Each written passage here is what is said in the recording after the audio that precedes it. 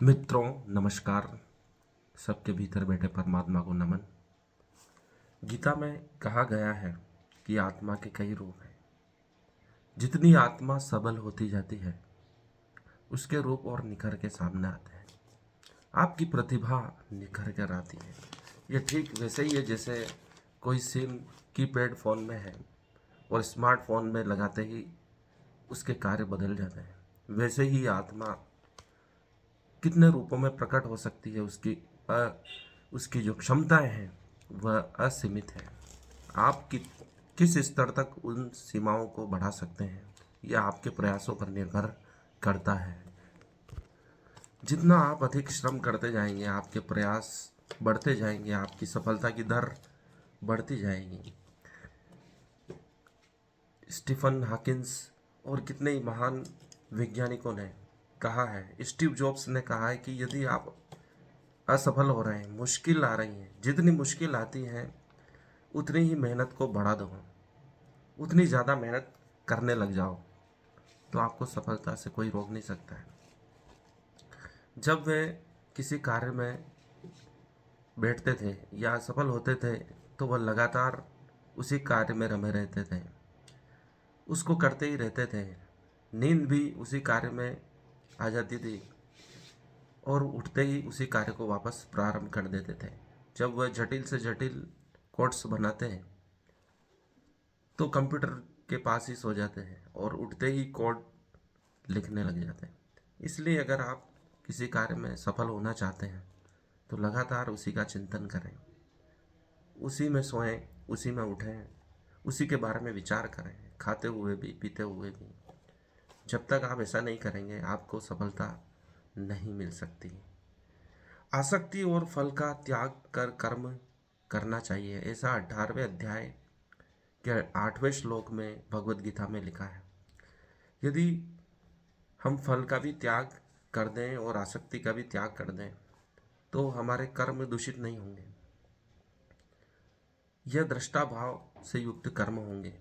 कार्य मित्येव यत् कर्म नियतम क्रियते अर्जुनम संग त्यक्त्वा फलम चेव स त्याग साक्ति यो मतः।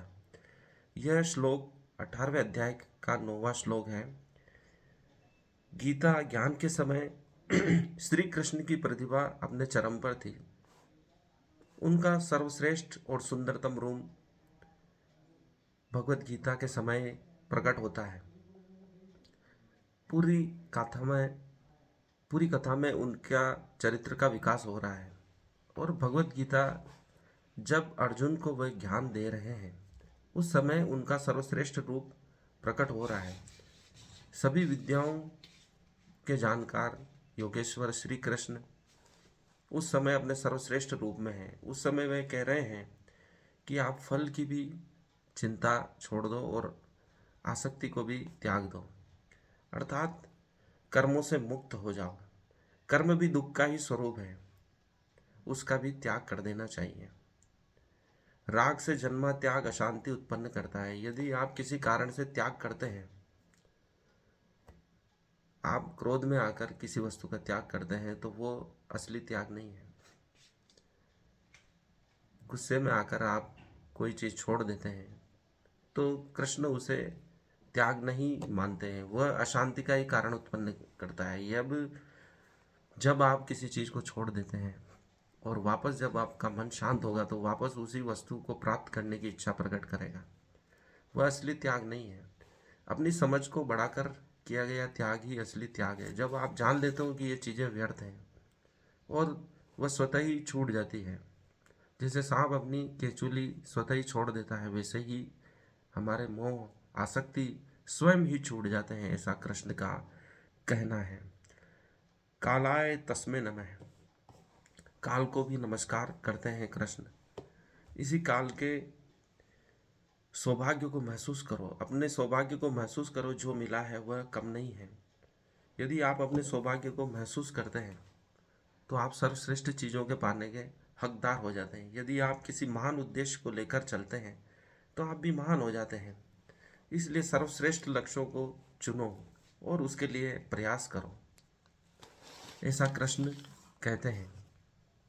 नकारात्मक विचार अगर आते हैं तो उसके विरोध में सकारात्मक विचारों को लाओ, ऐसा कृष्ण गीता में कहते हैं। यदि आपके मन में नकारात्मक विचार आते हैं या नकारात्मक घटना घटी है, तो आप एक सूची बना लें कि इस घटना के कितने सकारात्मक परिणाम हो सकते हैं और नकारात्मक परिणाम हो सकते हैं। यदि आप सूची बनाएंगे तो आप पाएंगे कि कोई भी चीज़ घटती है तो वह नकारात्मक नहीं होती है, उसके भी कुछ सकारात्मक परिणाम हो सकते हैं।